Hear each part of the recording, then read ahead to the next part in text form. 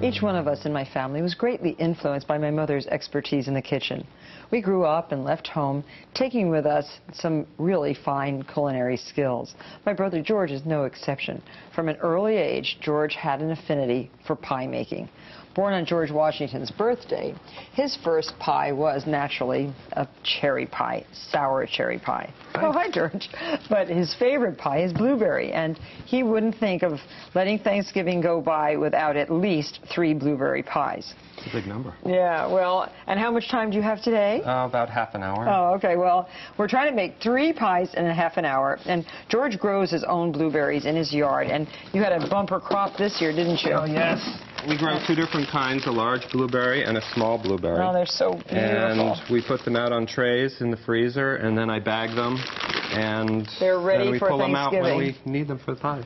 Now, I always thought, and I just found out, that you don't always make your pie crust, George. Sometimes not, no. Well, I didn't know that. The reason I make 3 pies is that when you open 2 packages of these frozen crusts, there's 6 shells. Oh, I see. It's a convenient number at that time. Anyway, I've made you my own pie crust. So tell us what you're doing. Don't do it without telling us. Okay, what I have done is put 6 cups of blueberries into this bowl. Is that enough for 1 pie? 1 pie. We'll be adding half a cup or less of the sugar into the blueberries. You want to put a 1/4 cup of flour into the blueberries to thicken the juice so that it doesn't run all over when you cut it. Right. A little lemon juice. Freshly squeezed. Right. Then cinnamon. I put this out because I thought you did use cinnamon. A little pinch. I usually use a little touch of nutmeg, just a couple grinds to give it a little bit of flavor. Now we have our pie shells. Well, what we'll do is we'll fill all of them and then make all of the tops at once. Okay. We need to put the butter in. 1 tablespoon? Yes, cut up into the usually small bits. Because the blueberry juice runs out, we like to roll the edges under. That keeps the juice in the pie. When the blueberries are really hard and frozen, I'll take them and put them in a microwave bowl and put them in the microwave for 15 minutes and let all of the juices congeal with the sugar, and then whip that up and put it into the pie, and that way the crusts don't burn. 15 minutes? 15 minutes in there, and it starts to cook the ingredients in the pie, and I find that it's very effective. This is great, George. Thank you for finding time to do it. This is fun. It's one of my favorite things to do on a Sunday morning, watching your show. What's the secret of growing really good blueberries? Because your blueberry crop is amazing, and to have so many that from 1 row of bushes. We have 20 bushes, and you need 2 different varieties in the line to allow the bees to cross-pollinate the bushes. Oh, really? So we have a large variety and then the small variety. I keep my bushes covered with bird netting so that the birds don't come in. Well, that's one secret for so many. Okay. Here's another top. You do that one.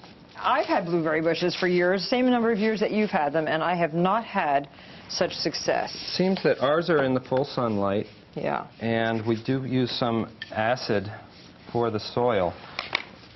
Like a muracid or something? Yeah, that's specifically designed for blueberry bushes. And every year I think that I can't top the year before, and it seems that every year they just keep getting more and more plush.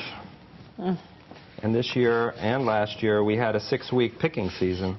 That's very long. It is, and it's because the summers have been cool and the blueberries have been ripening on the vine. So great. Absolutely beautiful pies. I think we've made this particular pattern on a mincemeat. Mom did the same kind of little birds pecking. Sometimes I use a fork, sometimes I'll use the knife. If it's pliable, you can fold it into 1/8 and use the knife and just make slits, and it comes out in a nice pattern.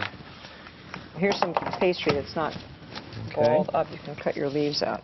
I think I learned this from you years and years ago. Well, blueberry leaves are very easy to emulate.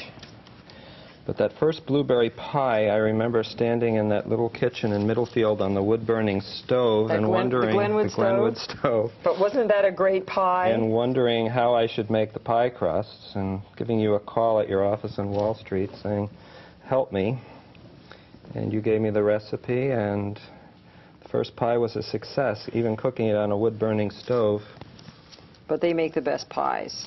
And then Laura would come up and We picked tons of blueberries, and she made blueberry pies and breads and biscuits, and pancakes. it was quite an enjoyable week. It was the greatest. It was a very pleasant place.